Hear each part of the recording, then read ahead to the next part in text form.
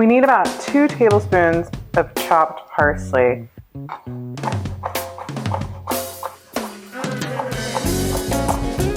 And none of the woody stems. We're gonna add the parsley and the capers to 2 pounds of ground chicken. To the chicken, we're gonna add the zest of 1 lemon. Now, I usually call for 1 lemon, but the lemons today at the grocery store were this enormous lemon. So if your lemon is huge, do a tablespoon. If your lemon is small, you can probably just do the whole lemon. And then with my same microplaner, we're gonna do 4 cloves of garlic.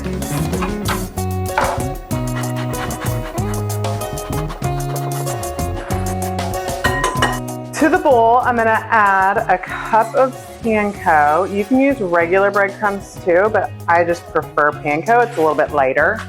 And a 1/4 cup of cold water.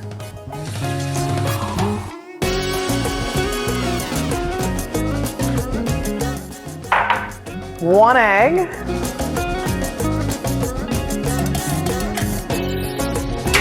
And then we're gonna mix the whole thing together with our hands. You wanna make sure you get it completely mixed so there's no pockets of breadcrumbs or pockets of egg, but everything is all blended together.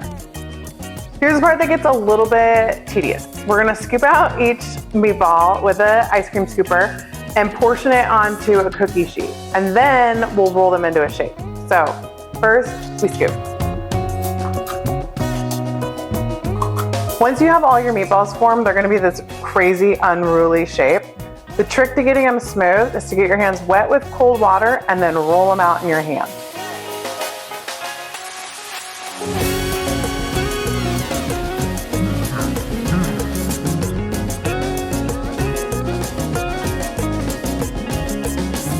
So we're gonna get our skillet hot and heat about 2 tablespoons of oil in it, and then we're gonna pop in our meatballs. This step is just to get them brown. We're not trying to cook them all the way through. So let them bubble on their side till they get brown and crispy, and then pull them out of the pan.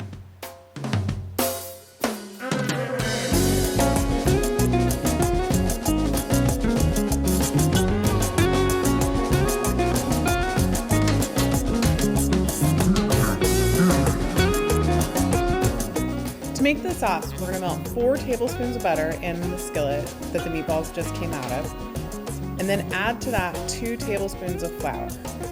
You wanna whisk that together so it forms kind of a paste and gets bubbly and cooks down. And then we add 1 cup of white wine, 2 cloves of garlic, a 1/4 cup of capers and 2 tablespoons of their brine, the juice of half a lemon, and a little bit of chicken bouillon, about a tablespoon. Once you've made your sauce, we're gonna add the meatballs back to the pan and we're gonna let that simmer until the meatballs are cooked all the way through. Normally the way I check is I cut 1 in half when I find out what's going on. When they're done, we're gonna serve them over some pasta tossed in a garlic olive oil. This is one of my family's favorite dinners. I have a feeling it might be one of your family's favorites now too. So easy, and it's delicious and full of lemon and capers. Everybody loves that. So drop a comment, let me know what you think. Subscribe, go to the website. There'll be more to come.